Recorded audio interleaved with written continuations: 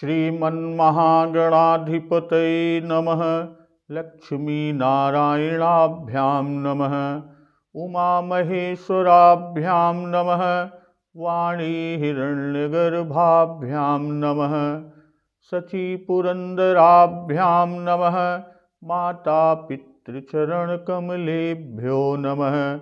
इष्टदेवताभ्यो नमः। कुलदेवताभ्यो नमः। ग्रामदेवताभ्यो नमः। स्थानदेवताभ्यो नमः। वास्तुदेवताभ्यो नमः। सर्वेभ्यो देवेभ्यो नमः। सर्वेभ्यो ब्राह्मणेभ्यो नमः। श्रीगुरुचरणकमलेभ्यो नमः। ओम सिद्धिबुद्धिसहिताय श्रीमन्महागणाधिपतये नमः। गुरु वशिष्ठ जी प्रभु श्री राम जी को शिक्षा देकर, उपदेश देकर राजा दशरथ जी के पास चले गए। और इधर राम हृदय अस विषमऊ भयऊ, प्रभु श्री रामचंद्र जी के हृदय में यह सुनकर इस बात का खेद हुआ। क्या कि जन्मे एक संग सब भाई, भोजन शयन के लीलरिकाई, करन बेद उपबीत बियाहा, संग संग सब भय उछाहा। कि हम सब भाई एक ही साथ जन्मे, एक ही साथ खाना खाए, एक ही साथ सोए, लड़कपन के खेल कूद, कर्णछेदन, यज्ञोपवीत, विवाह आदि सारे उत्सव साथ ही साथ हुए। और इस पर कि विमल वंश यहु अनुचित एकू, बंधु बिहाई बड़े ही अभिषेकू, प्रभु सप्रेम पछितानि सुहाई, हरऊ भगत मन कई कुटिलाई। पर इस निर्मल वंश में यही एक बात अनुचित हो रही है कि और सब भाइयों को छोड़कर राज्याभिषेक एक बड़े का ही अर्थात मेरा ही होता है। बाबा गोस्वामी तुलसीदास जी कहते हैं कि प्रभु श्री रामचंद्र जी का यह सुंदर प्रेम पूर्ण पछतावा कि प्रभु सप्रेम पछितानि सुहाई, हरऊ भगत मन कै कुटिलाई। कि भक्तों के मन की कुटिलता को हरण करे। और यह पछतावा प्रभु को जो हो रहा है वो भी प्रेम पूर्ण है, सप्रेम है और भक्तों के मन की कुटिलता को हरण करने वाला। तेहि अवसर आए लखन मगन प्रेम आनंद, सन्माने प्रिय बचन कही रघुकुल कैरव चंद। और उसी समय प्रेम और आनंद में मग्न लक्ष्मण जी आए। रघुकुल रूपी कुमुद के खिलाने वाले चंद्रमा श्री रामचंद्र जी ने प्रिय वचन कहकर लक्ष्मण जी का सम्मान किया। और इसी से आगे आज का प्रसंग, बाजहि बाजन विविध विधाना, पुर प्रमोद नहीं जाई बखाना, भरत आगमनु सकल मनावही, आवहु बेगी नयन फलु पावही, हाट बाट घर गली अथाई, कहीं परस पर लोग लोगाई, काली लगन भल के तिक बारा, पूजी विधि अभिलाषु हमारा। बहुत प्रकार के बाजे बज रहे हैं। बाजे ही बाजने विविध विधाना, और नगर के अतिशय आनंद का वर्णन नहीं हो सकता। और सभी लोग भरत जी का आगमन मना रहे हैं कि भरत आगमनु सकल मनावहु, भरत आगमनु सकल मनावहि, आवहु बेगी नयन फलु पावहि। और कह भी रहे हैं कि वे शीघ्र आवे और राज्याभिषेक का उत्सव देखकर नेत्रों का फल प्राप्त करें। हाट बाट घर गली अथाई, कहीं परस पर लोग लुगाई। भाई बाजार, रास्ते, घर, गली और चबूतरों पर जहां तहां पुरुष और स्त्री आपस में यही कहते हैं कि काली लगन भल के तिक बारा, पूजी ही विधि अभिलाषु हमारा। कि कल शुभ लग्न मुहूर्त कितने समय है जब विधाता हमारी अभिलाषा को पूरी करेंगे। तो बाजे ही बाजन विविध विधाना, पुर प्रमोद नहीं जाहि बखाना। भाई पूर्व प्रमोद का प्रसंग कि राम राज्य अभिषेक सुनी, ही हर से नर नारी। तो आज के प्रसंग में राम राज्याभिषेक और नृपवचन राजरस भंग का प्रकरण भी आज ही के प्रसंग में शुरू होगा। और यहां बाबा जी लिख रहे हैं पूर्व प्रमोद का प्रसंग, वहीं पर इसे छोड़े थे। और बीच में वशिष्ठ जी का श्री राम जी के यहां भेजा जाना, श्री राम जी को संयम का उपदेश दिलाना और श्री राम जी के मन में विचार का आना, पछतावा होना, और फिर लक्ष्मण जी का श्री राम जी के पास जाना और सम्मान। तो अब पहले प्रसंग से उसे मिलाते हैं कि बाजे ही बाजन विविध विधाना, पुर प्रमोद नहीं जाहि बखाना। कि विविध विधाना, अनेक प्रकार के बाजे, जैसे कि शंख, ढोल, डिमडिमी, वीणा, निशान, सहनाई आदि सब बज रहे हैं। कि हने निशान पनव बर बाजे, भेरी शंख धुनि है गय गाजे। झांझी बिरव डिंडिमी सुहाई, सरस राग बाजहि सहनाई। और अनेक राग रागनियों के साथ बज रहे हैं कि विविध विधान बाजने बाजे और सरस राग बाजे, राग के साथ, सुंदर राग के साथ। न जाई बखाना।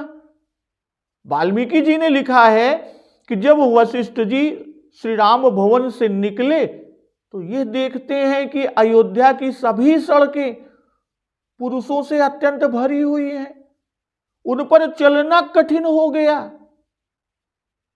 जन समूह की भीड़ और हर्ष ध्वनि से सड़कें गूंज रही थी, वहां से समुद्र के समान ध्वनि निकलती थी। सभी स्त्री पुरुष अभिषेक के लिए उत्सुक और व्याकुल थे और चाहते थे कि शीघ्र सूर्योदय हो और हम राज्याभिषेक देख लें। और ये सारी बातें बाबा गोस्वामी तुलसीदास जी ने न जाई बखाना से दिखा दिया। भरत आगमनु सकल मनावहि, आवहु बेगी नयन फल पावहि। भाई सब मनाते हैं, इससे सबों का भरत जी पर अत्यंत प्रेम दिखाई दिया। मनावहि अर्थात देवताओं को मनाते हैं, मानता मानते हैं, क्योंकि समय थोड़ा होने से राजा दशरथ जी उनको न बुला सके। कैकेय राज और जनक महाराज को इसी से निमंत्रण नहीं भेज सके कि न तू कैकेय राजानम जनकम वा नराधिपः, वाल्मीकि रामायण में उल्लेख है। और अपने से उनको आने का कोई योग नहीं, इसलिए देवताओं को मनाते हैं कि वे ही कुछ ऐसा योग बना दें, ऐसा कुछ योग कर दें कि भरत जी इस अवसर पर आ जाएं। नहीं तो कैकेय देश बहुत दूर है और वे रात भर में आ भी नहीं सकते। अगर देवता प्रसन्न हो तो क्षण भर में उन्हें यहां पहुंचा दें, किंतु यहां देवता कब सुनने लगे कि भरत आ जाएं तो राज्याभिषेक ही हो जाएगा। यह देवताओं को कैसे सुहावे, वे तो विघ्न पर उतारू हैं। आवहु बेग, बेग अर्थात रात भर में आ जाएं, क्योंकि सवेरे ही अभिषेक होने को है। भरत जी यहां है नहीं, उन्हीं को आवहु कह रहे हैं कि जल्दी आओ और नयन फल पावहि। श्री राम राज्याभिषेक का देखना नेत्रों के होने का फल है कि मोहि अछत यहु होई उछाहू, लहहि लोग सब लोचन लाहू।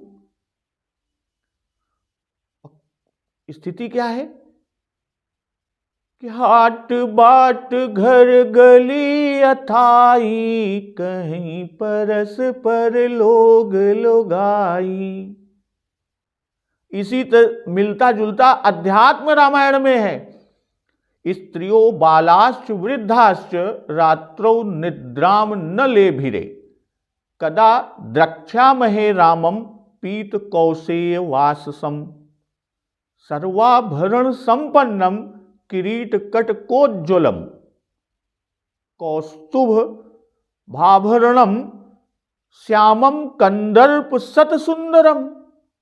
अभिषिक्तम समायातम गजारूढ़म स्मिताननम। श्वेत छत्र धरम तत्र लक्ष्मणम लक्षणान्वितम। रामम कदा वा द्रक्ष्यामः प्रभातम वा कदा भवेत्। इत्युत्सुक धियः सर्वे वभूवुः पुरवासिनः। अध्यात्म रामायण में कि उस रात्रि में स्त्री बालक वृद्ध किसी को भी नींद नहीं आई।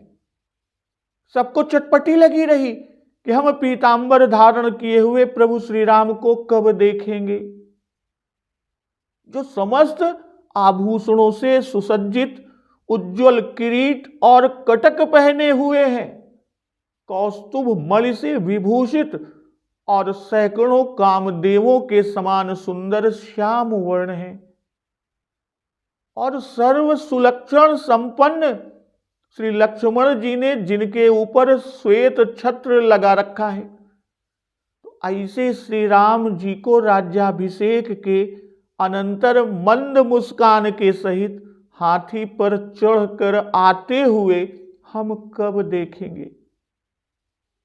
वह मंगल प्रभात कब होगा? इस प्रकार सभी पूर्ववासियों का चित्त उत्कंठित हो रहा था। और यहां मुख्य भेद मानस और अध्यात्म रामायण में यह है कि मानस में यह बात इस स्थान पर कही जहां राजा रानी आदि सभी का मंगल मोद कहा, और उचित भी, और सबकी लालसा यही कही जाए यहीं पर। किंतु अध्यात्म रामायण में यह बात सवेरा होने पर कही गई है। अब भरत आगमन का मनाना अध्यात्म रामायण में नहीं कहा गया। काली लगन भली के तिक बारा, पूजी ही विधि अभिलाषु हमारा। इससे पूर्ववासियों की अत्यंत उत्कंठा को दिखा रहे हैं कि काली लगन भल के तिक बारा, धैर्य धारण किए हुए वचन कहे, और आगे से पूजी ही विधि अभिलाषु हमारा। ऐसे यह प्रकट होता है, अधीर होकर ऐसा कह रहे हैं, तो इससे उनका श्री राम जी पर अत्यंत स्नेह प्रकट होता है। इसके द्वारा दिखाए कि लग्न का समय पूर्ववासी भी नहीं जानते, यहां तक कि कौशल्या जी भी नहीं जानती थी कि कहु तात जननी बलिहारी, कबहि लगन मुद मंगलकारी। सबको इतना ही समाचार दिया गया था कि कल युवराज होंगे श्री राम जी। लग्न केवल गुरु और मंत्रियों को मालूम थी, जिनसे अभिषेक के संबंध में सम्मत लिया गया था, राय ली गई थी, और जिनको यह कृत्य कराना था सिर्फ उन्हीं को मालूम था। कनक सिंहासन सिय समेता, बैठहि राम होई चित चेता। कनक सिंहासन, भाई राजा या देवता के बैठाने का आसन या चौकी, यह प्रायः काठ, सोने, चांदी, पीतल आदि का बना होता है और इसके हाथों पर सिंह का आकार बना होता है। मणिजटित राजासन को नृपासन या भद्रासन कहते हैं और यदि यही नृपासन स्वर्ण का हो तो उसे सिंहासन कहते हैं। साधारणतः सिंहासन भाषा में सोने, चांदी सभी प्रकार के राज आसन के लिए प्रयुक्त होता है, इसलिए यहां कनक सिंहासन बाबा जी ने कहा। सिंहासन का वर्णन यहां नहीं किया गया क्योंकि इस समय राज्याभिषेक तो होना ही नहीं है। उत्तर कांड में इसका वर्णन होगा जब प्रभु श्री राम जी का राज्याभिषेक होगा और श्री सीताराम जी उस सिंहासन पर बैठेंगे, तब उस सिंहासन की शोभा होगी। भाई सिंहासन की शोभा तभी जब राज्याभिषेक हो और श्री सीताराम जी उस पर बैठे। जब वे अभी बैठेंगे ही नहीं तो उसकी शोभा कहने का कोई अर्थ नहीं, यानी उसकी शोभा को कहना भी अयोग्य और व्यर्थ है। तो केवल रत्न आदि की शोभा कोई शोभा नहीं जब वह काम में ना आया। असीय समेता, राज्याभिषेक के समय स्त्री सहित सिंहासन पर बैठा जाता है। चित चेता, सबके उर अभिलाषुअस, क्या आपू अछत जुबराज पद, राम ही देव नरेश। तो उसी की अभिलाषा की यहां पर बाबा गोस्वामी तुलसीदास जी ने व्याख्या किया। तो इस तरह श्री राम राज्याभिषेक प्रसंग यहां पर समाप्त हुआ। अब इसके आगे नृपवचन राजरस भंग का प्रकरण प्रारंभ होता है। सकल कहई कब होई काली, बिघन मनावहि देव कुचाली। तिन्हि सुहाई नय अवध बधावा, चोरहि चंदिनी रातिन भावा। शारद बोली विनय सुर करही, बारही बार पायलई परही। सभी अभी आपस में यानी परस्पर कह रहे हैं कि वह कल कब होगा। सकल कहें, सब मिलके कह रहे हैं, आपस में बात कर रहे हैं परस्पर एक दूसरे से कि कब होई ही काली, कल कब होगा। अब विघन मना वही देव कुचाली, और उधर दूसरी तरफ कुचाली देवता विघ्न मनावता है। तिन्हि सुहाई ने अवध बधावा, चोरही चंदिनी रातिन भावा। उन्हें अयोध्या जी की बधाइयां या अयोध्या का उत्सव अच्छा नहीं लग रहा। किस तरह, जैसे चोर को चांदनी रात नहीं भाती। और देवता शारद बोल विनय सुर करही, बारही बार पायलई परही। सरस्वती जी को बुलाकर अर्थात सरस्वती जी का आवाहन करके देवता विनय कर रहे हैं। अब बारंबार उनके पैरों को पकड़ते हैं, पैरों में पड़ते हैं। तो काली लगन भल के तिक बारा, और इधर कब होई ही काली, इसके द्वारा बता रहे हैं कि पूर्ववासी राम राज्याभिषेक के लिए कितने उत्सुक हैं। इतना विलंब भी उनको असह्य हो रहा है, मानो चाहते हैं कि अभी अभी बस सूर्योदय हो ही जाए।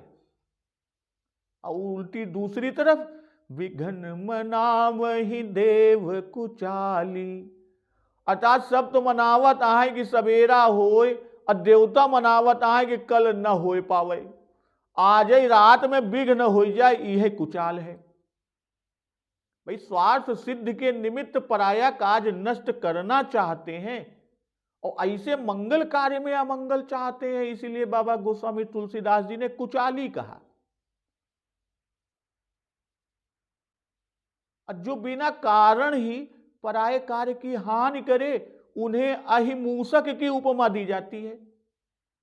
अब विघन मनावहि देव कुचाली, विघन मनावहि कि देवताओं के अपने किए विघ्न नहीं हो सका, इसी से अब वे सरस्वती जी को मनाते हैं। और ये भी है कि न सुहाई अवध बधावा, अवध बधावा कि सुनत राम अभिषेक सुहावा, बाज गहा गह अवध बधावा। तो यह उनको अच्छा नहीं लगता, किसे? देवताओं को। और किस तरह कि चोर ही चांदिन राति न भावा,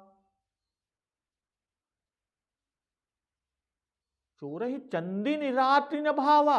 तो यहां चंद्रमा, चोर और चांदनी ये क्या है भाई? श्री राम जी को चंद्रमा कहे हैं कि सन्माने प्रिय बचन कही, रघुकुल कैरव चंद। श्री राम जी चंद्रमा है और इसी से उनके अभिषेक के संबंध में बधाई को चांदनी रात्रि से उपमित किया है बाबा गोस्वामी जी ने। भाई राज्याभिषेक या उत्सव चांदनी रात है जो सबको भाती है, और देवता चोर हैं और वे चोरी से अपना काम करना चाहते हैं। चोर को चांदनी रात नहीं भाती तो इन देवताओं को बधावा नहीं सुहाता। कहने का जो भाव है कि चांदनी रात सबको प्रिय लगती है पर चोरों को नहीं, क्योंकि चांदनी में उनके पहचाने और पकड़े जाने तथा बंदी गृह में भेजे जाने का भय रहता है। ठीक उसी तरह यह उत्सव सबको भाता है पर देवताओं को नहीं भाता, क्योंकि राज्याभिषेक हो जाने से प्रभु श्री रामचंद्र जी राज्य कार्य में फंस कर रह जाएंगे और रावण वध नहीं हो पाएगा।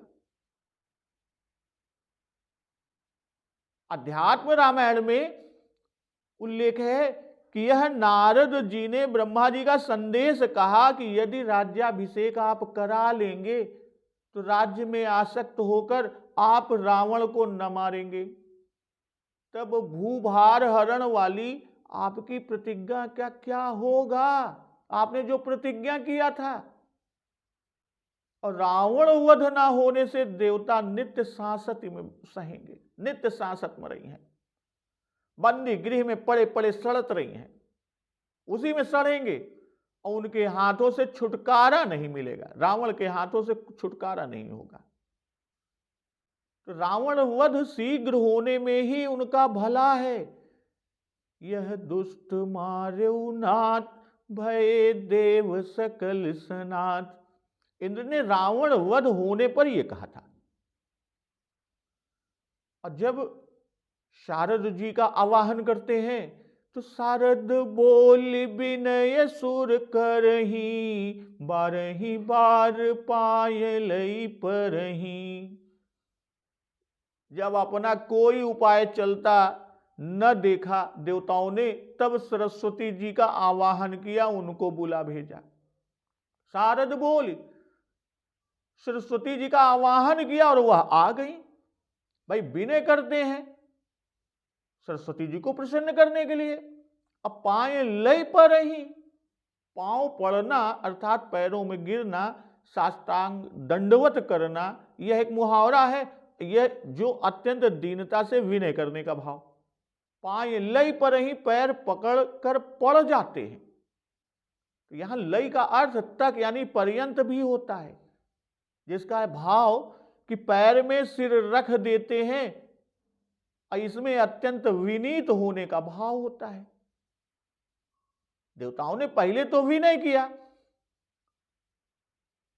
जिससे देवी सरस्वती जी प्रसन्न हो जाएं, पर जब उन्होंने देखा कि इतने से काम नहीं चलेगा, तब वे देवता सरस्वती जी को संकोच में डालकर अपना कार्य साधना चाहते हैं। इसी से देवता बारंबार पैरों में पड़ते हैं, इसी से वे सफल होंगे और वह सरस्वती जी संकोच में पड़ जाएंगी कि बार बार गहि चरण सकोची। यह स्वार्थ साधकों की रीति को बाबा गोस्वामी तुलसीदास जी ने दिखाया है।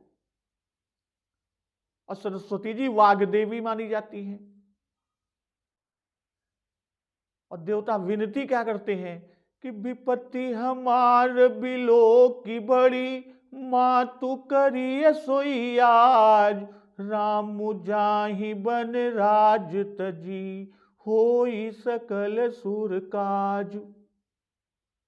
कि हे माता, हमारी भारी विपत्ति को देखकर आज यही कीजिए जिससे श्री रामचंद्र जी राज्य को त्याग करके वन को चले जाएं और सारे देवताओं का काम बने। इधर सरस्वती जी संकोच में पड़ी हैं। सरस्वती जी नगर भर को इनके स्वार्थ के लिए विपत्ति में डालने को राजी नहीं होती थी। इसी से वे सरस्वती जी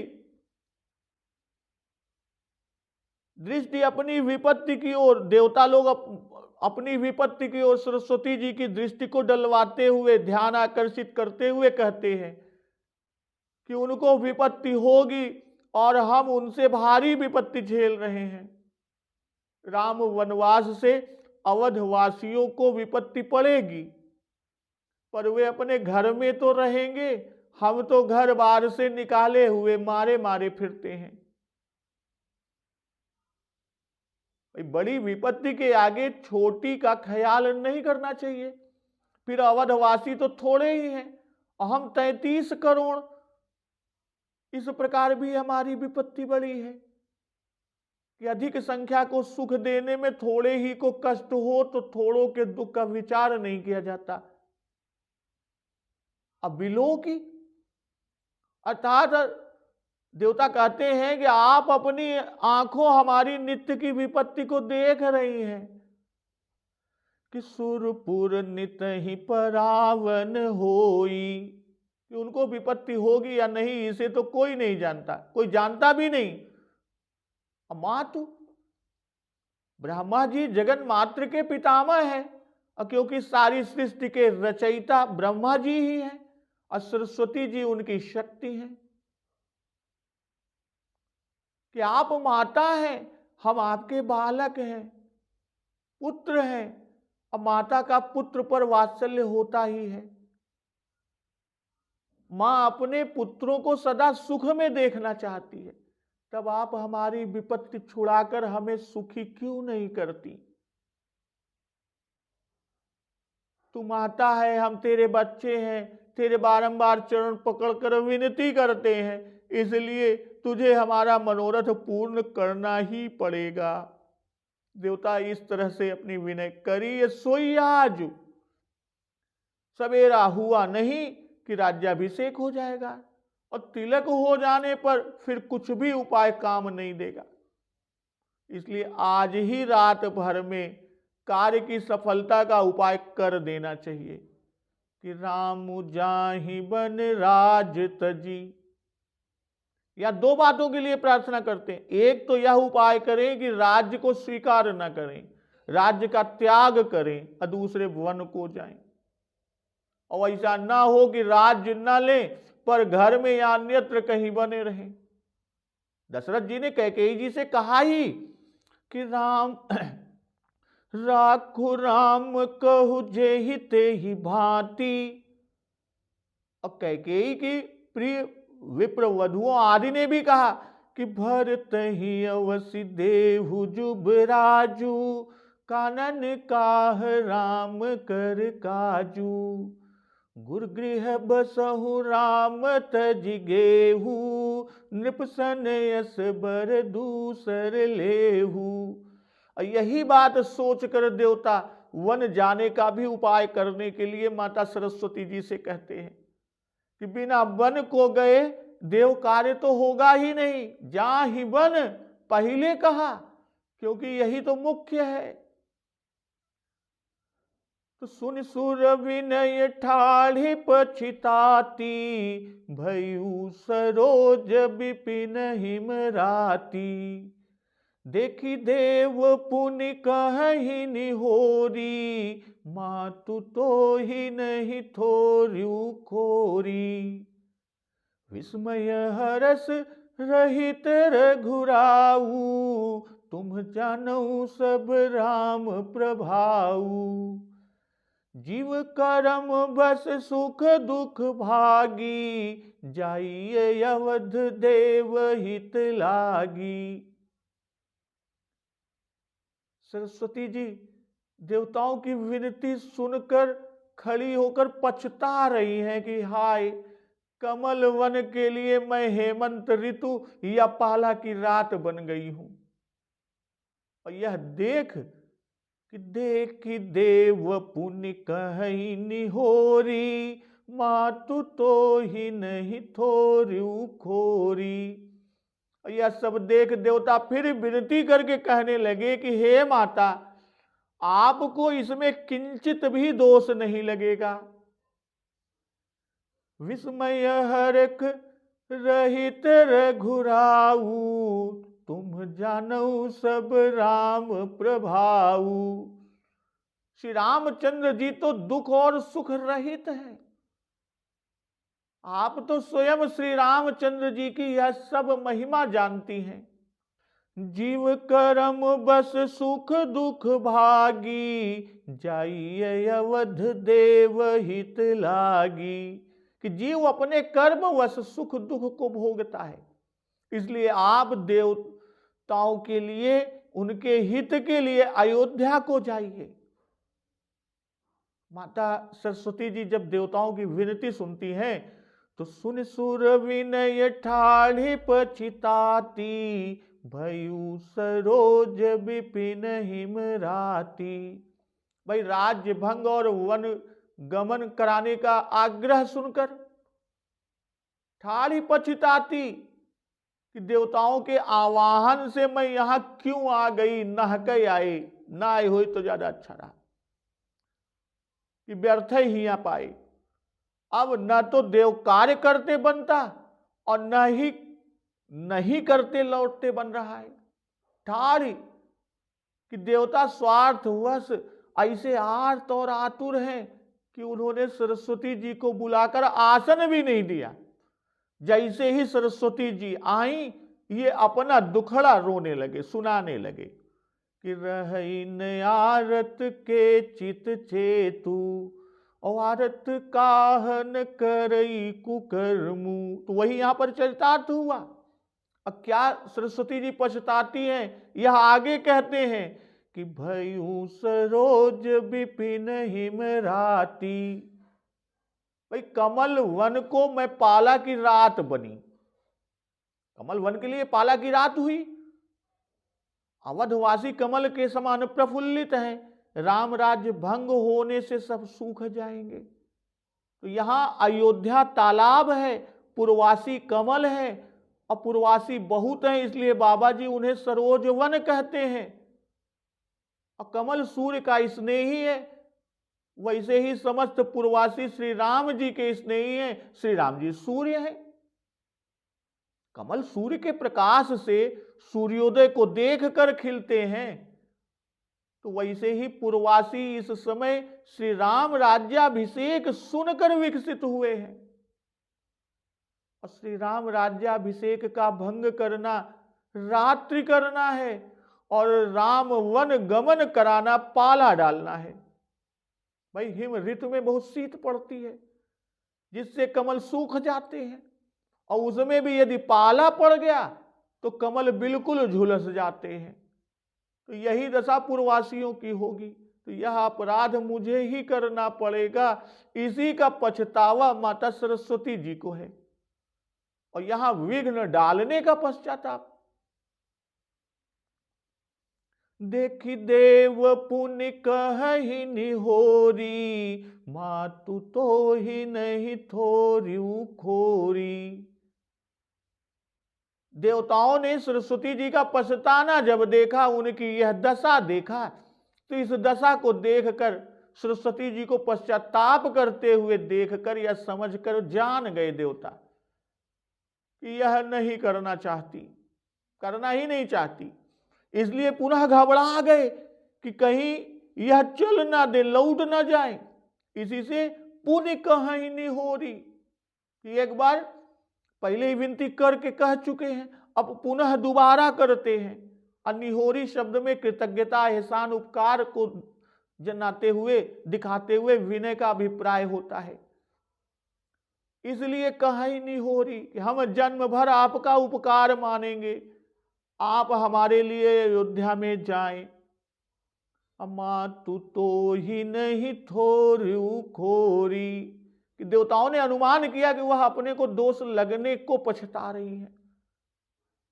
भाई इस कार्य में वह अपना अपराध जनित दोष समझ रही हैं सरस्वती जी।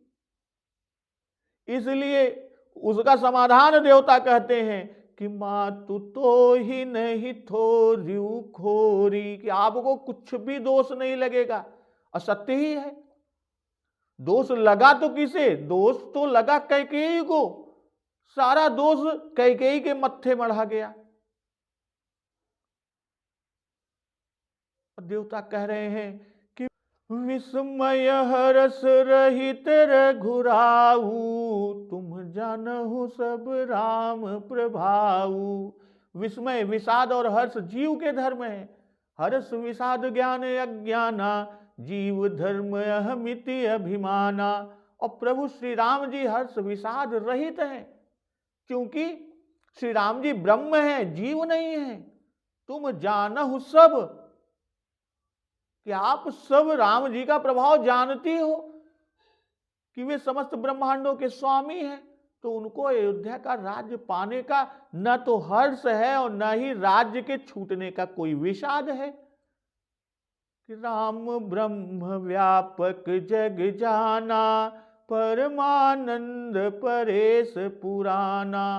और दूसरी जगह भी उल्लेख है कि तुम अखिल भुवन पति, लीन मनुज अवतार। अयोध्या कांड के मंगलाचरण में उल्लेख है, प्रसन्नताम यान गताभिषेक तस्तान ममले वनवास दुखतः। तो इस तरह श्री राम जी की ओर से देवता सफाई दे रहे हैं, उनकी तरफ से विश्वास दिलावता है कि उनका दुख न होए। तू अवध में जाय के उनके वन गमन का प्रयत्न करा। और ये कह के अवधवासियों के विषय में अब सफाई देते हैं। क्या देते हैं? कि जीव कर्म बस सुख दुख भागी, जाइए अवध देव हित लागी। तो यह अवधवासियों के विषय में देवता सफाई दे रहे हैं। और यहां एक महानुभाव ने शंका व्यक्त किया कि यदि शारदा श्री राम जी का सारा प्रभाव जानती होती तो ब्रह्मा जी यह कैसे कह सकते थे कि शारद श्रुति से सारिसय शेषा, जा कहूं को नहीं जाना। और फिर यह कैसे कहा गया कि तिमिर रघुपति महिमायव गाहा, तात कबहु को पाव की थाहा। शारद शेष महेश विधि, आगम निगम पुराण। नेति नेति कही जा सुगुण, करहि निरंतर गान। तो यह कैसे कहा कि तुम जानहु सब राम प्रभाऊ। भाई देवता स्वार्थ में अंधे होकर अपना काम बनाने के लिए श्री सरस्वती जी की प्रशंसा कर रहे हैं कि वो प्रसन्न हो जाएं, तो यह एक तरह की झूठी प्रशंसा किया। और अवधवासियों की सफाई कि जीव कर्म बस सुख दुख भागी, जाइए अवध देव हित लागी। श्री राम जी हर्ष विषाद रहित हैं। श्री राम जी को दुख ना होगा यह ठीक है, पर समस्त अवधवासियों पर तो घनी विपत्ति पड़ जाएगी। तो इस पर देवता कहते हैं कि जीव अपने कर्मों के अधीन है, कर्म के वश होकर दुख और सुख का भागी होता है जीव। कि कर्म प्रधान विश्व करि राखा, जो जस करई सो तस फल चाखा। कोई किसी को दुख या सुख नहीं देता। काहू न को सुख दुख कर दाता, निज कृत कर्म भोग सब भ्राता, कि जब जीव जैसा कर्म करता है वैसा ही फल पाता है, इसमें किसी दूसरे का किंचित भी दोष नहीं, तब तुम्हें दोष कैसे लग सकता है, और उनको तुम दुख पहुंचाने वाले कैसे हो सकती हो। तो यहां एक चीज ये ध्यान रहे कि जीव चेतन अमल सहज सुख राशि है, माया के वश हो जाने से वह कर्माभिमानी हो गया, अपने को कर्मों का कर्ता मानने लगा, कर्तृत्व तो अभिमानी होने से ही वह बंधन में पड़ा कि सो माया बस भयउ गोसाई, बध्यौ कीर मरकट की नाई। और आगे कहते हैं कि तब ते जीव भयउ संसारी, छूटन ग्रंथि न हो ही सुखारी। उत्तरकांड में उल्लेख है। इसलिए मनुष्य को चाहिए कि कर्म का अभिमानी होकर कर्म न करे, जो कुछ करे वह कर्तव्य समझ कर करे, ये नहीं कि जो किया मैंने किया, यही कर्माभिमानी। तो किसी फल की कामना से ना करे, निष्काम कर्म ना हो सके यदि, तो कर्मों को भगवान को समर्पित कर दिया करे, इससे वह उसके परिणाम के सुख दुख भव बंधन से बच जाएगा। जाइए अवध देव हित लागी, भाई परहित करना परम धर्म है, परहित सरिस धर्म नहीं भाई। तो आपको इस कार्य से परम धर्म का लाभ होगा। देवता माता सरस्वती जी से कह रहे हैं कि हम सब देवता हैं और आप भी देवी हैं, तो कम से कम सजातीयता के संबंध से भी हमारे साथ उपकार करना आपका कर्तव्य है। अवधवासी तो विजातीय हैं। तो बार बार गहि चरण सकोची, चली विचारी विबुध मति पोची। ऊंच निवास नीच कर तूती, देखी न सकहि पराई विभूति। आगिल काजु विचारी बहोरी, करिहि चाह कुशल कवि मोरी। हरषि हृदय दशरथ पुर आई, जनुग्रह दशा दुसह दुखदाई। भाई देवताओं ने बारंबार चरण पकड़ पकड़ कर सरस्वती जी को संकोच में डाल दिया।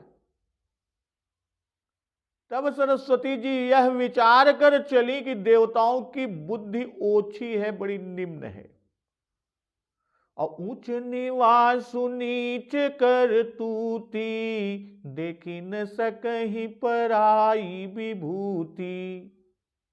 इनका निवास तो उच्च है, पर करनी अत्यंत निम्न है, नीच है, और वे दूसरे का ऐश्वर्य देख नहीं सकते। आगिल काजु विचारी बहोरी, करिहि चाह कुशल कवि मोरी। किंतु आगे का कार्य विचार कर, माताजी आगे का सोच कर कि चतुर कवि मेरी चाह मेरा स्मरण करेंगे। और क्यों कि हरषि हृदय दशरथ पुर आई, जनुग्रह दशा दुसह दुखदाई। भाई ऐसा सोच करके सरस्वती जी प्रसन्न हृदय से दशरथ जी के नगर में आई, मानो दुसह दुख देने वाली ग्रह दशा आई हो। बार बार गई। देवताओं ने पहली ही बार चरणों में पड़कर विनय की, 12 बार पाए लय पर ही। जब सरस्वती जी ना बोली, समय अधिक बीता, तो चित्त में अत्यंत संदेह और घबराहट बन गई कि हमारी इतनी विनय निहोरा पैरों पर पड़ना, फिर भी सरस्वती जी के मन में दया नहीं आई। तब बार बार चरण पकड़ पकड़ कर सरस्वती जी को संकोचवश करने लगे। भाई चरण पकड़ना अत्यंत दीनता को प्रकट करता है कि अब हम जाने ना देंगे जब तक हमारा कार्य करने को उद्यत ना होंगी। हम सब तुम्हारी शरण हैं, शरण की लज्जा रखिए, शरणागत कहूँ जेत जही, निज अनहित अनुमान, तिनर पामर पापमय, तिनहि बिलोकत हानि। सुंदर कांड में इसका उल्लेख है। तो बारंबार ऐसा करने से सरस्वती जी संकोच में पड़ ही गई और चली विचारी, अर्थात देव कार्य करना स्वीकार कर लिया, उसकी पूर्ति के लिए चली। अब विचारी विबुध मति पोची, मैं देवताओं की स्वामिनी हूं, मुझे संकोच में डालकर अपना हित करते हैं, इसलिए ये ओछी बुद्धि के हैं कि जो सेवक साहिब ही सकोची, निज हित चहिता सुमति पोची, कि दूसरे का काम बिगाड़ कर अपना हित करते हैं। कहने को तो ये विबुध अर्थात विशेष बुद्धिमान कहे जाते हैं, पर इनकी बुद्धि है बहुत ही नीच, बहुत ही निम्न, और सचमुच में ये विगत बुद्धि है। ये स्वयं तो नीच है ही और दूसरे को भी कलंकित करते हैं, जो इनका कहा करे। अब विचारी कहकर कि सरस्वती जी ने मुंह से कुछ नहीं कहा, मन में ऐसा विचार करती चली। और अध्यात्म रामायण की सरस्वती ने तो स्पष्ट हामी भर ली थी, और वहां देवताओं ने सरस्वती जी से इसे यानी विघ्न डालने को ब्रह्मा जी की आज्ञा को बताया है। और सोचती है कि ऊंच निवास नीच कर तूती, देखी न सकहीं पराई विभूति। निवास ऊंचा है, स्वर्ग में रहते हैं, और काम करते हैं नीच अर्थात नरकवासियों का। स्वर्ग में बैठकर नरक में जाने का काम करते हैं। देख ही न सकहीं पराई विभूति, दूसरे की विभूति का नाश चाहते हैं, तो यह मत्सर है। इससे बाबा जी यह दिखा रहे हैं कि इनमें मत्सर दोष बहुत रहता है। स्वर्गहु मिटत न सावत विनय पत्रिका में। तो इस संपूर्ण दोषारोपण को बाबा गोस्वामी तुलसीदास जी ने देवताओं के ऊपर रखने के बहाने से मनुष्य की चित्त वृत्तियों का प्राकृतिक घटनाओं द्वारा उद्वेग सूचित करने के साथ अनंत परमात्मा की निश्चेष्ट अवस्था का पूर्ण प्रतिपादन बड़ी सुंदरता पूर्वक किया। तो आगिल काजु विचारी बहोदी, करी हैं चाह कुशल कभी मोरी। अब हर्ष क्यों है? अभी तक तो पछतावा था। भाई देवताओं ने स्वार्थ साधन हेतु सरस्वती जी की खुशामद की।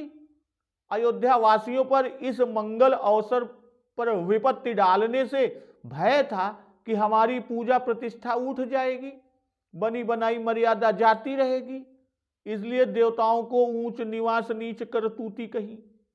अब देव कार्य करने में हर्ष है, वह स्वविचार इसका हेतु है, कारण है। चली तब यह विचार जी में स्फुरित हुआ, उठा कि राम वनवास होने से लीला प्रारंभ होगी, प्रभु की लीला, और यह रघुपति लीला को कवि लोग लिखना चाहेंगे, तब वे हमारा आराधन और आवाहन किया करेंगे। तो मैं उनकी जिह्वा और हृदय में विराजमान होकर रामचरित कहूंगी, और इससे जगत में मेरा यश होगा। इसलिए वह प्रसन्नता पूर्वक नगर को आई। अब तो कार्य का वीणा सरस्वती जी ने ही उठाया है, इससे हर्ष पूर्वक करना भी चाहिए।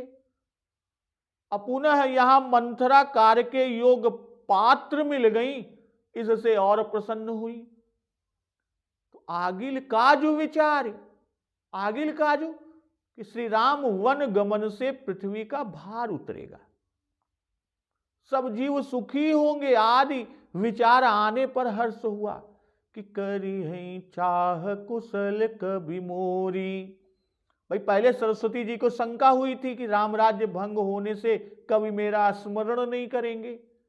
फिर विचार करने पर सरस्वती जी ने निश्चय किया कि आगे का कार्य समझकर कभी मेरी चाह करेंगे, मेरी आराधना करेंगे, मेरा आवाहन करेंगे, और सोचेंगे कि सरस्वती जी ने मुझे बहुत अच्छा काम मेरे लिए किया है। राम वन गमन से समस्त विश्व का कल्याण हुआ। तो इस पुर दशरथपुर आई, तो इस पुर यानी अयोध्या के पति दशरथ जी हैं, और उनके ऊपर दुसह दुखदाई दशा आई, और पीछे पुर पर भी आई कि हर्षि हृदय दशरथपुर आई, जनुग्रह दशा दुसह दुखदाई। यह दशा श्री दशरथ जी और उनके पुर दोनों पर आई कि सब विधि सब पुर लोग सुखारी, रामचंद्र मुख चंदु निहारी। तो सरकार की ग्रह दशा ही सबकी ग्रह दशा है। असो बुध की महादशा में केतु के साथ शुक्र की अंतरदशा के रूप में आई। श्री राम जी का जन्म बृहस्पति की महादशा में हुआ, 4 वर्ष तक वही रही। तत्पश्चात शनिश्चर की महादशा 19 वर्ष के लिए आई, और 24वें वर्ष में बुध की महादशा लगी, और 27वें में शुक्र की अंतरदशा आ गई, और शुक्र केतु के साथ थे, इसलिए यह दुसह दुखदाई दशा थी। इसने पदच्युत करके ही माना।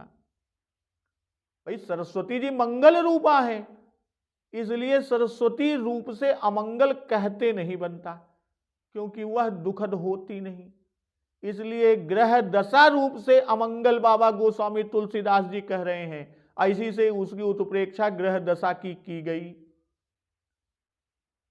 तो नाम मंथरा मंदमती, चेरी कई केर, अजस पेटारी ताही करी, गई गिरामती फेरी।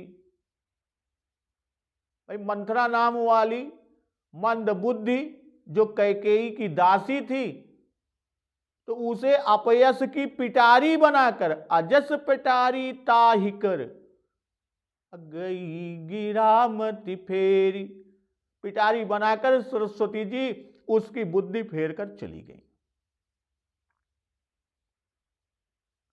तो अब सरस्वती जी मंथरा की बुद्धि फेरी, मंथरा को मंद बुद्धि, कैकेयी की दासी कब से हैं, इस प्रसंग का श्रवण रसपान हम लोग अगले दिवस की कथा में करेंगे। तो एक बार जोर से बोलिए, सियावर रामचंद्र की जय, पवन सुत हनुमान की जय।